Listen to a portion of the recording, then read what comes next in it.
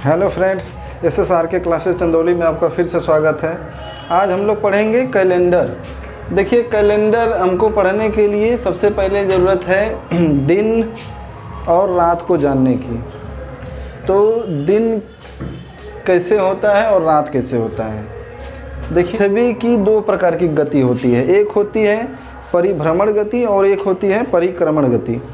पृथ्वी जब अपने अक्ष पे घूमती है तो उसको कहते हैं परिभ्रमण गति, और जब सूर्य के चारों ओर चक्कर लगाती है तो उसको कहते हैं परिक्रमण गति।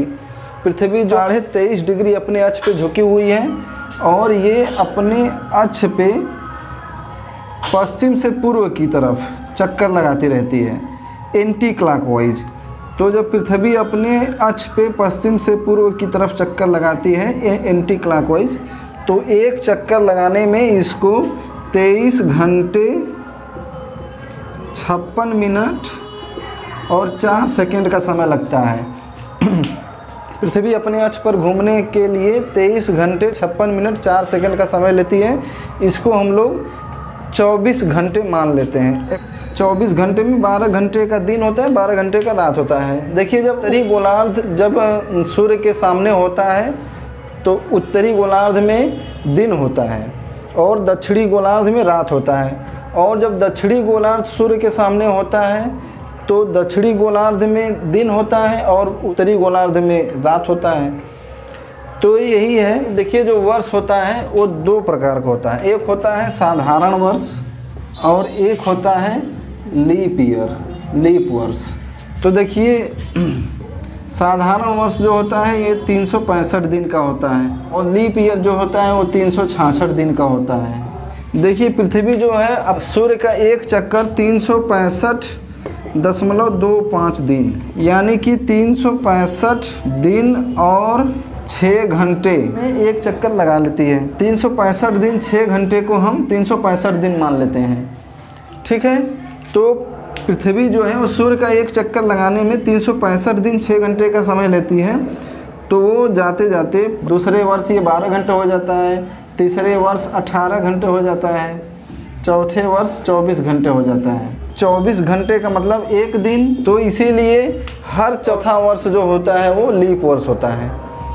हर चौथा वर्ष जो होता है वो लीप वर्ष होता है। लीप वर्ष प्रत्येक 4 वर्ष के बाद आता है। लीप वर्ष जो होता है प्रत्येक 4 वर्ष के बाद रिपीट होता रहता है, ठीक है। इतना समझ में आ गया।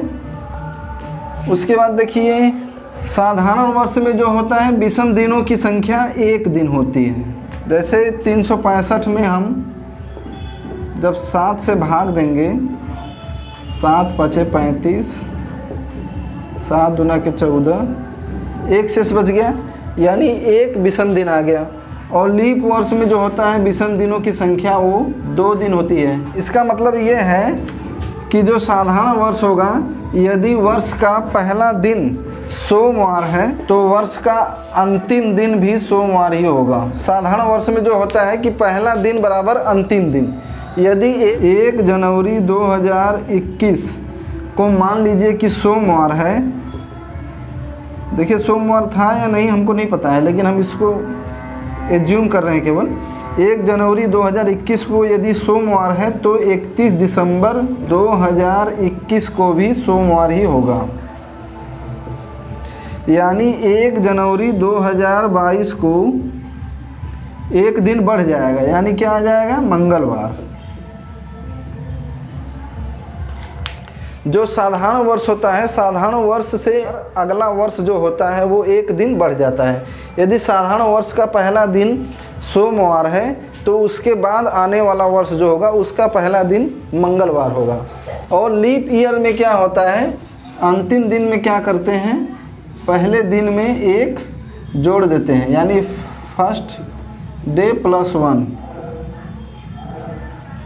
यानी लीप ईयर का पहला दिन सोमवार होगा तो अंतिम दिन क्या होगा, मंगलवार होगा।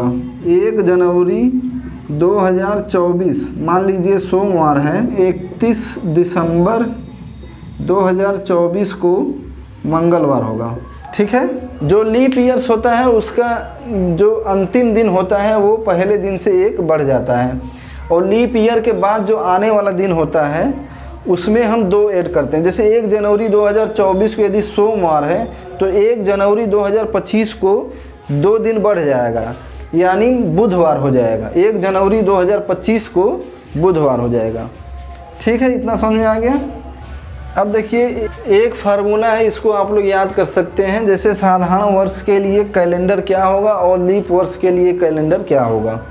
इसके लिए हम आपको एक फार्मूला बताते हैं, इसको आप लोग मोबाइल नंबर की तरह याद कर सकते हैं। साधारण वर्ष के लिए जो फार्मूला होता है वो होता है 733 61 46 25 735।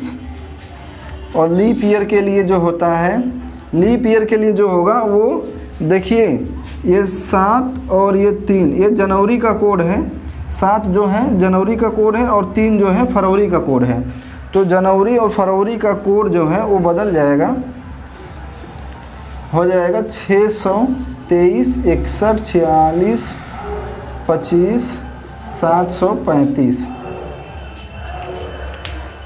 ठीक है, इसमें देखिए लीप ईयर में जनवरी का कोड 6 हो जाएगा और फरवरी का कोड 2 हो जाएगा, बाकी सब सेम रहेंगे। ठीक है, और साधारण वर्ष में जो होता है जनवरी का कोड 7 हो जाएगा और फरवरी का कोड 3 हो जाएगा। ठीक है, और ये मार्च का कोड है, ये अप्रैल मई जून जुलाई अगस्त सितंबर अक्टूबर नवंबर दिसंबर। साधारण वर्ष के लिए जनवरी का कोड हो जाएगा 7, फरवरी का हो जाएगा 3, मार्च का हो जाएगा 3, अप्रैल का 6, मई का 1, जून का 4, जुलाई का 6, अगस्त का 2, सितंबर का 5, अक्टूबर का 7, नवंबर का 3 और दिसंबर का 5। इसी तरह ये हो जाएगा आपका जनवरी फरवरी के लिए ये कोड हो जाएगा लीप वर्ष में। जिस मंथ का कोड सेम है उस मंथ का कैलेंडर सेम होगा। साधारण वर्ष के लिए जनवरी का कोड और इधर आपका अक्टूबर का कोड, दोनों का कोड 7 है, तो यानी जनवरी का जो कैलेंडर होगा वही अक्टूबर का कैलेंडर होगा। इसका मतलब ये है कि 5 जनवरी को यदि सोमवार है तो 5 अक्टूबर को भी सोमवार ही होगा।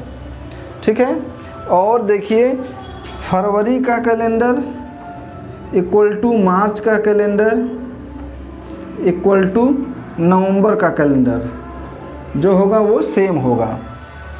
साधारण वर्ष के लिए जो फरवरी का कैलेंडर होगा वही मार्च का कैलेंडर होगा, वही नवंबर का कैलेंडर होगा। इन तीनों का कोड आपको 3 है। ठीक है, ये समझ में आ गया। देखिए यदि 5 फरवरी को सोमवार है तो 5 मार्च को भी सोमवार ही होगा और 5 नवंबर को भी सोमवार ही होगा। ठीक है, और अप्रैल का कोड और जुलाई का कोड बराबर है, यानी अप्रैल का कैलेंडर और जुलाई का कैलेंडर जो है वो बराबर होगा। और ये देखिए सितंबर और दिसंबर का जो कोड है वो 5 है, यानी सितंबर और दिसंबर का जो कैलेंडर होगा वो बराबर होगा। देखिए आज कौन सा दिन है, 17 सितंबर है, आज शनिवार है, तो यानी 17 दिसंबर को जो होगा वो सैटरडे ही होगा। अब इधर देखिए लीप वर्ष के लिए क्या होगा। लीप वर्ष में जनवरी का जो कोड है वो आपका अप्रैल का कोड है इक्वल टू जुलाई का वही कोड है। जनवरी अप्रैल और जुलाई का कैलेंडर जो होगा वो सेम होगा। फरवरी का कैलेंडर जो होगा वो अगस्त के कैलेंडर के सेम होगा, क्योंकि दोनों का कोड 2 है। यानी 5 फरवरी 2020 को यदि सोमवार था तो 5 अगस्त 2020 को भी सोमवार ही होगा। अब देखिए मार्च और नवंबर का कोड सेम है 3, तो मार्च और नवंबर का कैलेंडर जो होगा वो सेम होगा। और सितंबर और दिसंबर का कैलेंडर भी सेम होगा, क्योंकि दोनों का कोड जो है वो 5 है। ये समझ में आ गया सभी को। चलिए एक एग्जांपल लेते हैं। देखिए एक क्वेश्चन है, कि 17 फरवरी 2021 को गुरुवार था, तो 17 नवंबर 2021 को कौन सा दिन होगा? तो 2021 क्या है, 2021 को हम 4 से डिवाइड करेंगे तो ये डिवाइड होगा नहीं, तो 2021 जो है वो साधारण वर्ष है। तो नॉर्मल ईयर के लिए हम आपको क्या बताए थे कोड, देखिए 12 मंथ का 12 नंबर है ये। तो फरवरी का कोड हम बताए थे आपको 3, और नवंबर का भी कोड आपको 3 है, नवंबर का कोड 3 है, यानी जो फरवरी का कैलेंडर होगा वही नवंबर का कैलेंडर होगा। तो 17 फरवरी 2021 को गुरुवार था, तो 17 नवंबर 2021 को भी गुरुवार ही होगा। क्या होगा? गुरुवार। बहुत सिंपल था। अगर आप लोगों को ये कोड अगर याद है तो आप कैलेंडर का कोई भी कठिन से कठिन सवाल हल कर सकते हैं। ठीक है, समझ में आ गया सभी को? अब देखिए एक चीज़ रह गई बताने के लिए आपको कि जो 100 वर्ष में, एक शताब्दी में अगर हम विषम दिनों की संख्या निकालें तो क्या होगा? 100 वर्ष में जो 76 वर्ष होता है वो साधारण वर्ष होता है, और 24 वर्ष जो होता है वो लीप ईयर होता है। ठीक है, तो हमने आपको अभी बताया कि नॉर्मल ईयर में जो विषम दिनों की संख्या होती है वो 1 होती है, और जो लीप ईयर होता है उसमें विषम दिनों की संख्या 2 होती है। 366 को यदि हम 7 से डिवाइड करेंगे तो 52 सप्ताह और 2 दिन आता है। तो नॉर्मल ईयर में विषम दिनों की संख्या 1, यानी 76 वर्ष में विषम दिनों की संख्या कितनी हो जाएगी? 76 गुणे 1, और एक लीप ईयर में विषम दिनों की संख्या 2, तो 24 वर्ष में विषम दिनों की संख्या कितनी हो जाएगी? 24 गुणे 2, यानी 76 प्लस 2 चौके 8, 2 दूना के 4। इसको जब हम जोड़ेंगे तो 8 से 14, 7 4 11, 1 12, यानी 124 को जब हम 7 से डिवाइड करेंगे तो 7 एकम 7, 7 7 49, विषम दिनों की संख्या जो हो गई वो 5 हो गई। यानी एक शताब्दी वर्ष में, 100 वर्ष में 5 विषम दिन होता है, और 200 वर्ष में, 100 वर्ष में विषम दिनों की संख्या 5 है, तो 200 वर्ष में विषम दिनों की संख्या क्या होगी? 2 से गुणा कर दीजिए, 5 दूना के 10। अब इसको 7 से जब डिवाइड करेंगे तो क्या आएगा? 3। विषम दिनों की संख्या जो हो जाएगी वो 3 दिन, 3 विषम दिन आएगा। देखिए विषम दिन जो होता है वो 7 के बराबर नहीं होगा या 6 से बड़ा नहीं होता है। सप्ताह में 7 ही दिन होते हैं, तो हम 7 से जब डिवाइड करेंगे, दिन को जब हम 7 से डिवाइड करेंगे तो 7 के जो रिमाइंडर होगा वो 7 से छोटा होना चाहिए। 1 2 3 4 5 6 या 0 हो सकता है, लेकिन 7 नहीं हो सकता। तो विषम दिनों की संख्या जो हो गई वो 3 विषम दिन हो गया। और 300 वर्ष में विषम दिनों की संख्या, 100 वर्ष में विषम दिन 5, तो इसमें जब 3 का गुणा करेंगे 15, इसको जब 7 से डिवाइड करेंगे तो 1 आ जाएगा। विषम दिनों की संख्या 1 हो जाएगी। 400 वर्षों में विषम दिनों की संख्या 5 गुणे 4 20 हो जाएगा। और जो 400 वर्ष होता है ये लीप ईयर होता है। देखिए जो हर 4 वर्ष के बाद लीप ईयर आता है, उसी तरह हर 400वां वर्ष जो होता है वो लीप वर्ष होता है।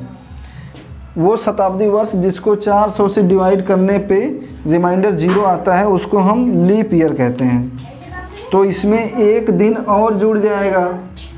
400वां वर्ष जो होगा वो लीप वर्ष होगा, तो इसमें एक और जोड़ देंगे 21, और इसको 7 से जब डिवाइड करेंगे तो 7 3 के 21, ये पूरा का पूरा कट जाएगा। रिमाइंडर होगा जो 0 बचेगा आपका, यानी विषम दिनों की संख्या जो होगी वो 0 होगी। तो देखिए जब आपका रिमाइंडर 0 आएगा तो उसको हम कहेंगे संडे। ठीक है। और जब रिमाइंडर 1 आएगा तो उसको कहेंगे मंडे, जब रिमाइंडर 2 आएगा तो उसको कहेंगे ट्यूसडे, जब 3 आएगा तो उसको कहेंगे वेडनेसडे, और जब 4 आएगा तो उसको कहेंगे थर्सडे, जब 5 आएगा रिमाइंडर तो उसको कहेंगे फ्राइडे, और जब रिमाइंडर 6 आएगा तो उसको कहेंगे सैटरडे। तो देखिए यहाँ पे विषम दिनों की संख्या जो है वो 5 है, यानी जो शताब्दी वर्ष का जो अंतिम दिन होगा वो होगा आपका, प्रथम शताब्दी वर्ष का जो अंतिम दिन होगा वो आपका होगा फ्राइडे।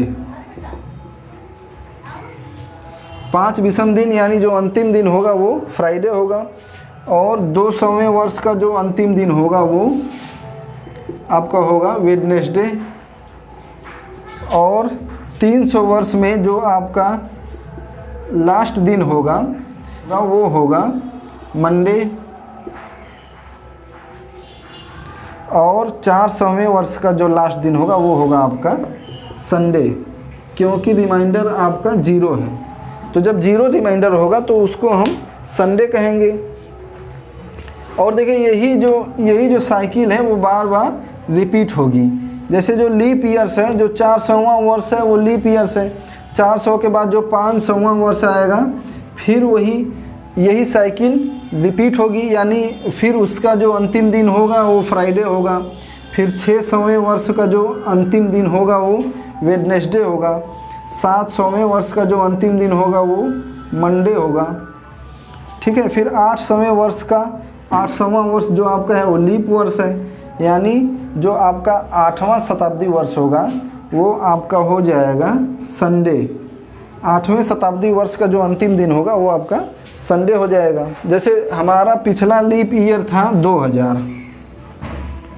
2000 को जब हम 400 से डिवाइड करेंगे तो रिमाइंडर 0 आएगा, यानी 20वीं शताब्दी इसको कहेंगे। 20वीं शताब्दी का जो अंतिम दिन था वो था आपका संडे, ठीक है। यानी 31 दिसंबर 2000 को संडे रहा होगा। अब देखिए इसके बाद 31 दिसंबर और 2100 यानी 21वीं शताब्दी ये चल रही है। लीप शताब्दी वर्ष का जो अगला शताब्दी वर्ष आता है उसका जो अंतिम दिन होता है वो फ्राइडे होता है। फिर लीप ईयर्स के बाद जो दूसरा शताब्दी वर्ष आता है उसका अंतिम दिन होता है वेडनेसडे, क्योंकि इसमें जो रिमाइंडर होगा वो 3 होगा। और लीप शताब्दी वर्ष के बाद जो तीसरा शताब्दी वर्ष आता है उसका अंतिम दिन हो जाएगा मंडे, क्योंकि उसमें आपका एक विषम दिन जो होता है 1 होता है। और लीप शताब्दी वर्ष के जो अगला चौथा शताब्दी वर्ष आएगा उसका जो अंतिम दिन होगा वो संडे होगा, ठीक है। तो 31 दिसंबर 21वीं शताब्दी वर्ष का जो अंतिम दिन होगा वो आपका हो जाएगा फ्राइडे। अब देखिए इसका निष्कर्ष क्या हुआ। निष्कर्ष इसका ये हुआ कि देखिए किसी भी शताब्दी वर्ष का जो अंतिम दिन होगा वो क्या होगा, फ्राइडे हो सकता है, वेडनेसडे हो सकता है, मंडे हो सकता है या संडे हो सकता है। किसी भी शताब्दी वर्ष का अंतिम दिन ट्यूसडे, थर्सडे और सैटरडे नहीं हो सकता है, ठीक है। इतना समझ में आ गया आप लोगों को। अब एक क्वेश्चन लेते हैं। देखिए एक क्वेश्चन है हमारा, किसी शताब्दी वर्ष का अंतिम दिन नहीं हो सकता। ऑप्शन है मंगलवार, रविवार, सोमवार, बुधवार। तो इन चारों में से किसी शताब्दी का अंतिम वर्ष नहीं हो सकता। इसमें क्या करना होगा, देखिए अभी हम आप लोगों को बताए हैं कि शताब्दी वर्ष का जो अंतिम दिन होता है वो केवल क्या हो सकता है, रविवार हो सकता है, सोमवार हो सकता है, क्योंकि लीप शताब्दी वर्ष के बाद जो पहला शताब्दी वर्ष होता है वो होता है आपका, पहले शताब्दी वर्ष में विषम दिनों की संख्या जो होती है वो 5 होती है। और लीप शताब्दी वर्ष के अगले दूसरे शताब्दी वर्ष में विषम दिनों की संख्या होती है 3, तीसरे शताब्दी वर्ष में विषम दिनों की संख्या होती है 1, और चौथा जो शताब्दी वर्ष होता है वो आपका लीप वर्ष होता है। चौथे शताब्दी वर्ष में विषम दिनों की संख्या होती है 0। तो यानी पहले शताब्दी वर्ष में 5 है। 5 किसका कोड बताए हैं? फ्राइडे का। 3 जो है वेडनेसडे का है। 1 जो है मंडे का है और 0 जो है वो संडे का है। तो देखिए आपका शताब्दी वर्ष का जो अंतिम दिन होगा वो फ्राइडे हो सकता है। फ्राइडे ऑप्शन में है नहीं। दूसरे शताब्दी वर्ष का अंतिम दिन जो है बुधवार है। बुधवार यानी ये तो नहीं होगा। और तीसरे शताब्दी वर्ष का जो अंतिम दिन होगा सोमवार होगा। और चौथे शताब्दी वर्ष का जो अंतिम दिन होगा वो रविवार होगा। यानी कि आपका किसी भी शताब्दी वर्ष का अंतिम दिन जो मंगलवार है वो नहीं हो सकता। ठीक है, समझ में आ गया? मंगलवार किसी भी शताब्दी वर्ष का अंतिम दिन नहीं हो सकता। मंगलवार, शनिवार और गुरुवार ये जो होते हैं किसी भी शताब्दी का अंतिम दिन नहीं हो सकता। देखिए हमारा नेक्स्ट क्वेश्चन है 27 मार्च 1995 को सोमवार था, तो 1 नवंबर 1994 को कौन सा दिन था? तो देखिए 1994 और 1995 क्या है? साधारण वर्ष है। नॉर्मल ईयर के लिए कोड 733 61 46 25 735। तो यानी मार्च और नवंबर का कोड जो है वो बराबर है, दोनों का कोड 3 है। यानी जो मार्च का कैलेंडर होगा वही नवंबर का कैलेंडर होगा। ठीक है, 27 मार्च 1995 को सोमवार है, यानी 27 नवंबर 1995 को भी सोमवार था। ठीक है, 27 मार्च 1995 को सोमवार है तो 27 नवंबर 1995 को भी सोमवार होगा। मार्च और नवंबर का कैलेंडर जो है वो सेम होगा। तो 27 मार्च 1995 को जब सोमवार है, 27 नवंबर 1994 को क्या रहा होगा? देखिए ये नॉर्मल ईयर है 1994, तो 94 के बाद जो 95 होगा वो एक दिन बढ़ जाएगा। तो यानी 27 नवंबर 1995 को सोमवार है, तो 27 नवंबर 1995 को क्या रहा होगा? रविवार। इसमें कुछ नहीं करना है भाई, बहुत आसान है। देखो जब 27 नवंबर 1994 को रविवार है तो 20 नवंबर 1994 को भी रविवार होगा और 13 नवंबर 1994 को भी रविवार होगा। 6 नवंबर 1994 को भी रविवार होगा। अब देखो जब 6 नवंबर 1994 को रविवार है तो 5 नवंबर को क्या होगा? शनिवार। 4 नवंबर को शुक्रवार। 3 नवंबर को गुरुवार।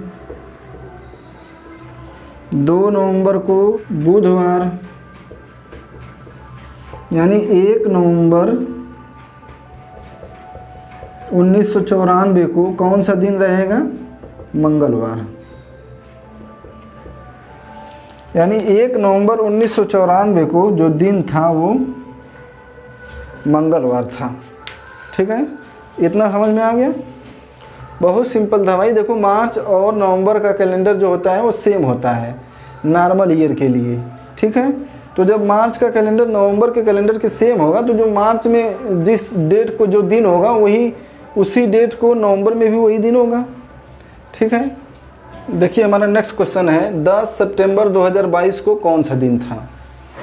तो देखिए इसे सवाल को हल करने के लिए पहले हम आपको एक चीज़ बता दें कि देखिए हमने आपको क्या बताया था कि यदि रिमाइंडर 0 होगा तो उसको हम लोग कहेंगे कि संडे। यदि रिमाइंडर 1 होगा तो उसको कहेंगे मंडे। रिमाइंडर 2 होगा तो उसको कहेंगे ट्यूसडे। रिमाइंडर 3 बचेगा तो वेडनेसडे होगा। रिमाइंडर 4 बचेगा तो आपका हो जाएगा थर्सडे। यदि 5 बचेगा तो फ्राइडे और 6 बचेगा तो सैटरडे। ठीक है, अब देखिए इसको आपको एक चीज़ छूट गई जो हम नहीं बता पाए। देखिए ये जो है ये जो अगर रिमाइंडर है ये 1999 तक 1999 तक के लिए अगर आपको कोई डेट पूछे कि मान लीजिए 10 सितंबर 1999 को या 10 सितंबर 1990 को कौन सा दिन था, तो उसके लिए हम ये फार्मूला यूज करेंगे, ठीक है। और 2000 के बाद जब पूछेगा, 2000 या 2000 के बाद, तो उसके लिए आपको एक चीज़ बदल जाएगी।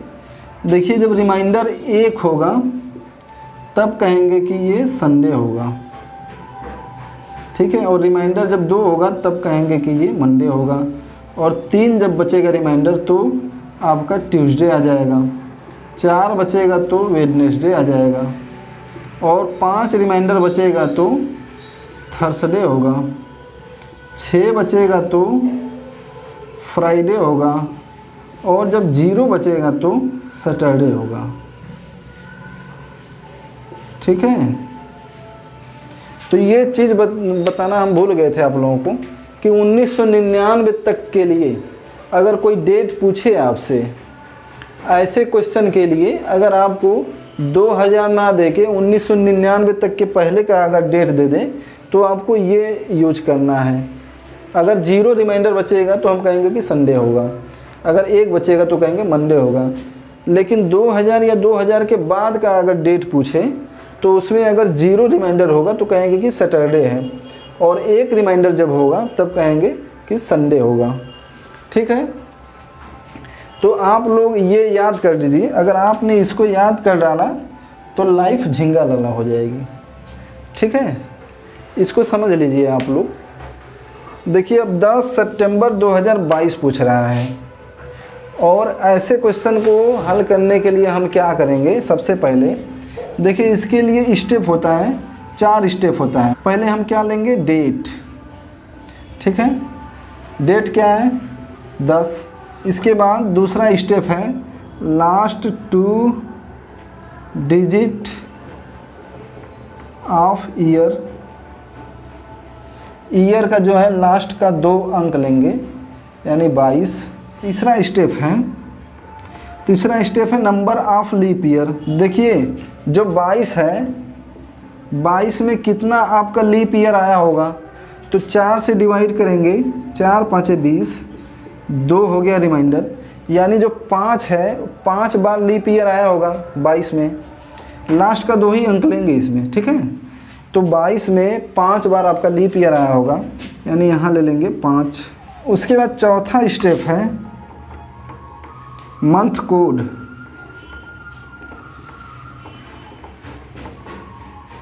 मंथ कोड क्या है, सितंबर के लिए देखिए मंथ कोड क्या है, 5 है, तो हम यहाँ पे लेंगे 5। देखिए 2022 जो है वो नॉर्मल ईयर है, ठीक है।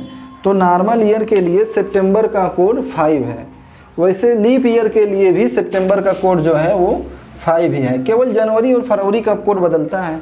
हमने आपसे कहा था कि जनवरी जब लीप ईयर आएगी तो जनवरी का कोड 6 हो जाएगा, फरवरी का कोड 2 हो जाएगा, बस यही बदल जाएगा, 6 और 2, नहीं तो बाकी सब सेम रहेगा। तो आप अगर ये कोड याद कर लेंगे तो बहुत आसान हो जाएगा। 733 61 46 25 735। अब इन चारों को हम क्या करेंगे, जोड़ देंगे। तो 5 5 10, 2 12, 2 2 2 4, 42 आ गया। अब इसको 7 से डिवाइड कर दीजिए। सप्ताह में 7 दिन होते हैं, तो इसको हम 7 से डिवाइड करेंगे। 7 छक्का 42, यानी जो आपका रिमाइंडर आ गया वो 0 आ गया। तो देखिए हम 2000 के बाद क्या बताए हैं कि रिमाइंडर यदि 0 होगा तो आपका क्या होगा, वो सैटरडे होगा। यानी 10 सितंबर 2022 को सैटरडे रहा होगा, ठीक है, शनिवार रहा होगा। 10 सितंबर 2022 को शनिवार रहा होगा। ऐसे सवाल को आप इस तरह हल कर सकते हैं। और ये आप मत भूलिएगा, इसको कहीं नोट कर लीजिए आप लोग, ठीक है। अब देखिए हमारा नेक्स्ट क्वेश्चन है 5 जुलाई 1994 को कौन सा दिन था। तो देखिए ये 1994 है। अब जो 1999 तक के लिए हमने आपको क्या बताया है कि ये कोड यूज करेंगे। अगर नंबर ऑफ ऑड डे यदि 0 आ गया तो संडे होगा, और 1 आएगा तो मंडे होगा। और 2000 के बाद के लिए या 2000 तक के लिए हमने आपको ये कोड बताया है, तो हम इस कोड का यूज़ करेंगे क्योंकि ये 1994 है, ठीक है। तो 90s के लिए हम लोग ये यूज करेंगे। अब देखिए 1994 जो है वो क्या है, नॉर्मल ईयर है। तो नॉर्मल ईयर के लिए हमने आपको कोड बताया है 733 61 46 25 735, ठीक है। तो हमने आपको 4 स्टेप बताए थे। वो 4 स्टेप क्या था, पहले डेट लिखना है हमको, उसके बाद क्या लिखना है, लास्ट 2 डिजिट लिखना है, ईयर का लास्ट 2 डिजिट यानी 94। उसके बाद हमको 94 में नंबर ऑफ लीप ईयर लिखना है, 94 में कितना लीप ईयर आया होगा। लास्ट के 2 ही अंक मिलेंगे, इसको 4 से डिवाइड करेंगे, 4 दूना के 8, 4 तिहाई 12, 2 रिमाइंडर हो गया, यानी जो 23 है वो लीप, इसमें 23 लीप ईयर आया होगा, ठीक है। तो नंबर ऑफ लीप ईयर हो गया 23। और जुलाई का कोड क्या है, नॉर्मल ईयर के लिए जुलाई का कोड जो है वो आपका देखिए जनवरी फरवरी मार्च अप्रैल मई जून जुलाई 6 है, तो यहाँ पे 6। अब इन चारों को ऐड कर देंगे, 5 4 9 3 12 6 18 के 8 9 1 10 2 12 128 हो गया। इसको अब 7 से डिवाइड करेंगे, जो रिमाइंडर आ गया वो आपका 2 आ गया। तो जब रिमाइंडर 2 आएगा तो हमने आपको क्या बताया है कि ट्यूसडे होगा। जब रिमाइंडर 2 आए तो यानी ट्यूसडे होगा, यानी कि 5 जुलाई 1994 को मंगलवार रहा होगा। कौन सा दिन रहेगा, मंगलवार। तो आप लोग समझ में आ गया होगा। अब आप इस तरह के क्वेश्चन को हल कर सकते हैं कैलेंडर में, ठीक है। अगर आप लोगों को कोई भी डाउट हो इस क्लास में या कैलेंडर से संबंधित कोई भी समस्या हो तो आप हमसे कमेंट बॉक्स में कमेंट कर सकते हैं। Okay, thank you.